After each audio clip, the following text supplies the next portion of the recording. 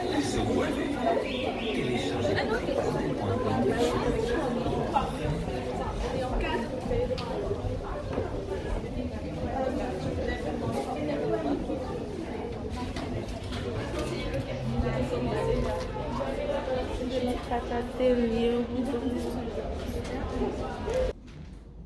peux poursuivre ou il y a d'autres questions?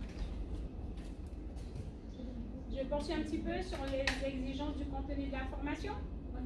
Alors la formation, elle se passe sous deux modes. Donc vous avez ce qu'on appelle la formation théorique. Donc durant les 3 années, chaque année plutôt, vous allez devoir, ceux qui sont retenus et qui intègrent l'IFSI, je m'entends, ils vont devoir apprendre un certain nombre d'enseignements durant la première année, qui se constitue à peu près 59 enseignements dans des domaines bien spécifiques, donc médical, biologie, psychologie, anthropologie, sociologie, et j'en passe. Voilà, donc c'est tout ce panel d'enseignements qui sera enseigné durant cette période de formation théorique. D'accord? J'entends apprentissage, connaissance, tout ce que vous voulez. Ensuite, vous avez sur ce même temps la deuxième phase qui est ce qu'on appelle la formation clinique. Donc, c'est-à-dire l'étudiant à ce moment-là, il est amené... Est-ce que vous pouvez vous présenter, s'il vous plaît? Oui, bonjour, je suis Christiane Vanèche, coordonnateur général des soins au centre hospitalier de Cayenne et directrice des instituts de formation en santé. D'accord, et vous? Bonjour, je suis Marcel Audrey, je suis cadre de santé formatrice à l'IFSI de Cayenne. Quel est le but de cette journée portes ouvertes ici à l'IFSI ce samedi? L'objectif est de faire découvrir les différentes professions paramédicales, infirmières, aides-soignants, auxiliaires de puériculture et préparateurs en pharmacie hospitalière. Est-ce que les objectifs que vous étiez fixés sont atteints? Alors on vient de commencer la journée, donc pas tout à fait, mais en tout cas on est content de voir que le public a joué le jeu et qu'il y a plein de monde qui est venu pour découvrir notre institut. Donc on va dire partiellement atteints et on espère qu'ils seront atteints d'ici la fin de la journée. Mais déjà on est très content du monde qui est venu. Hein. Tout à fait. C'est la première fois que vous organisez ce type de manifestation à l'IFSI?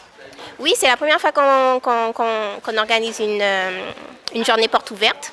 C'est parce que on est dans des nouveaux locaux, on a une nouvelle dynamique au sein de l'IFS, donc du coup on voulait faire découvrir nos formations au grand public. Est-ce que vous pouvez nous parler de l'offre de formation que vous proposez à l'IFSI? À l'IFSI, alors il y a l'IFSI, c'est l'Institut de formation en soins infirmiers qui accueille 100 étudiants par année, donc c'est sur 3 ans. Il y a l'école d'aide-soignants qui accueille 20 élèves, auxiliaire de puériculture, 20 élèves et préparateur en pharmacie hospitalière, 15 élèves. Nous avons aussi une antenne à Saint-Laurent-du-Maroni qui accueille 15 élèves AS et 15 élèves AP. Vous cherchez à développer la visibilité autour de l'IFSI et permettre peut-être à des étudiants guyanais qui ignorent l'existence de la structure que vous pouvez les accueillir en fait, pour la suite de leurs études? Oui, tout à fait. En fait, là, avec Parcoursup, donc pour tous les lycéens, actuellement, c'est le moment de faire les vœux sur Parcoursup. Et du coup, c'est l'occasion justement de faire découvrir notre institut pour qu'ils puissent orienter leur choix. Mais ça ne s'ouvre pas que aux lycéens, puisque notre formation est accessible aussi aux gens qui veulent faire de la reconversion professionnelle. Et actuellement, on est en pleine sélection pour toutes ces formations. Donc, c'est vraiment le moment de venir prendre les dernières informations pour se dire, je franchis le pas et je m'inscris. La structure présente une réelle alternative. Vous avez suivi un cursus de formation à l'IFSI avant d'être formatrice? Parlez-nous de votre parcours. D'accord. Donc du coup, oui, j'ai été infirmière d'abord. J'ai fait 3 années en tant qu'infirmière. Ensuite, je suis allée dans les soins. J'ai travaillé un petit peu en métropole. Ensuite, je suis rentrée en Guyane où j'ai travaillé sur le CHC.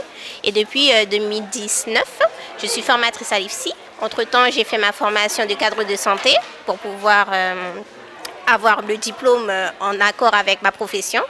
Et depuis 2021, je suis cadre de santé formateur à l'IFSI de Guyane. Depuis 9 heures que vous accueillez le public, qu'est-ce que vous avez pu noter comme questions, remarques qui viennent le plus souvent? Pour l'instant, on n'a pas vraiment de retour parce qu'il y a une enquête de satisfaction et que nous sommes encore dans les ateliers parce que il y a des ateliers ludiques et pédagogiques. Donc on pourra mieux répondre à cette question en fin de journée, quand on aura l'ensemble des réponses des personnes qui ont participé. C'est difficile, mais a priori, les personnes semblent extrêmement satisfaites et nous avons eu la chance d'avoir la présence de Madame Debord et la présence du directeur, Monsieur Robert, du centre hospitalier de Cayenne, qui nous ont fait tous deux des retours très satisfaisants. Ce type de manifestation, vous pensez le renouveler dans l'Ouest, notamment de Guyane à Saint-Laurent-du-Maroni, puisque ça fait partie de vos objectifs, de vous étendre sur le territoire? Oui, c'est quelque chose à penser, mais à penser avec les instituts de formation privés, PP+, parce qu'il y a une structure privée, il y a un IFSI privé, et ça c'est quelque chose à organiser bien évidemment. Là c'est la première fois, donc on va le développer forcément, on le fera tous les ans. Parce que je pense que c'est très fédérateur aussi pour les formateurs qui ont fait un travail colossal, empreint de créativité et d'ingéniosité. Et je pense que oui, on le fera. Et oui, le développer sur le territoire, bien sûr. Bien sûr. Comment l'IFSI se positionne par rapport justement à PP+? Quels sont vos points forts, vos faiblesses? Moi, on travaille en collaboration. Voilà, je crois qu'il n'y a pas plus de points forts. L'essentiel, notre objectif, c'est d'offrir une offre de formation la plus grande possible sur l'ensemble du territoire. Il n'y a pas de point, non, voilà, c'est un travail de collaboration. Au départ en métropole, qui était un réflexe pour beaucoup de familles, beaucoup de parents et beaucoup de jeunes. Notre objectif, c'est de fidéliser les étudiants guyanais et nos futurs professionnels. Donc justement, on envisage aussi d'organiser des formations par apprentissage pour qu'il y ait des contrats de 5 ans, 6 ans pour fidéliser nos jeunes guyanais. Oui, c'est une alternative. Et nous essayons aussi de couvrir l'ensemble du territoire sur toutes les formations. Alors il y a AS, AP, IDE, il y a la structure privée qui offre aussi des formations spécialisées d'infirmières puéricultrices pour les cadres de santé. Et on souhaite aussi ouvrir une formation d'infirmières anesthésistes pour ouvrir toutes les formations à l'ensemble du territoire et bien sûr voilà, que nos étudiants restent en Guyane. C'est notre souhait. Alors ça pour le peu, c'est la coordinatrice générale des soins qui le dit. Voilà, c'est notre objectif premier. Est-ce qu'ils ont la garantie d'avoir la même qualité de formation ici en Guyane qu'en métropole? Eh ben oui, bien sûr, hein, nous suivons tous les référentiels et en tout cas, on met tout en œuvre pour qu'ils aient la même qualité de formation et nos soignants sont compétents pour ensuite, une fois qu'ils sont diplômés. Oui, oui. C'est souvent une inquiétude que l'on entend. Les cadres formateurs sont formés de la même manière qu'en métropole. Moi, je peux garantir de la qualité de leur enseignement. Et non, il n'y a aucune différence de niveau, bien au contraire. Enfin, nous sommes au fait de l'actualité pédagogique. On va même développer des techniques comme la simulation. Peut-être on est un peu plus en retard, mais on développe toutes les nouvelles techniques pédagogiques et les nouvelles orientations pédagogiques, comme en métropole. Est-ce que vous pouvez nous dire quel type de formation êtes-vous venu chercher aujourd'hui? Comment fonctionne, comment se déroule la formation d'infirmière? Oui, c'est ce qui m'intéresse. Ce sont des formations qui vous ont toujours intéressé. Qu'est-ce que vous souhaitez faire par la suite? Découvrir la formation, justement. Ouais, mais il y en a plusieurs de formations qui sont proposées.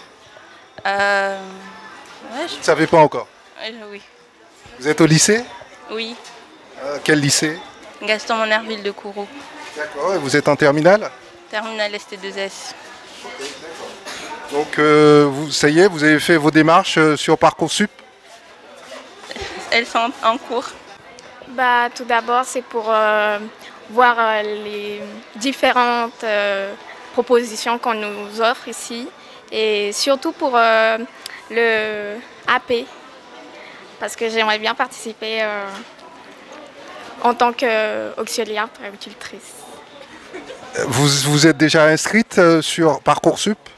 Non, pas encore, parce que pour auxiliaire puéricultrice, il faut remplir un dossier et envoyer des lettres de motivation. Et c'est ce que j'ai venu chercher comme renseignement. Vous êtes dans quel lycée? Je ne suis pas dans un lycée, je suis déjà à l'université, je veux me réorienter. Ah, ok, d'accord. Bonne chance. Merci. Écoutez, bravo. Très bonne pose de couche. Félicitations. Quelqu'un d'autre pour changer le petit Arthur?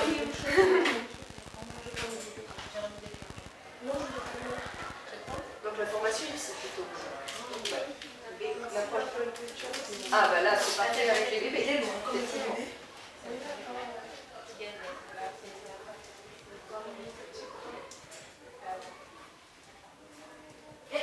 Et c'est parfait, merci. Petite Julie est très bien rangée. Voilà, c'est juste.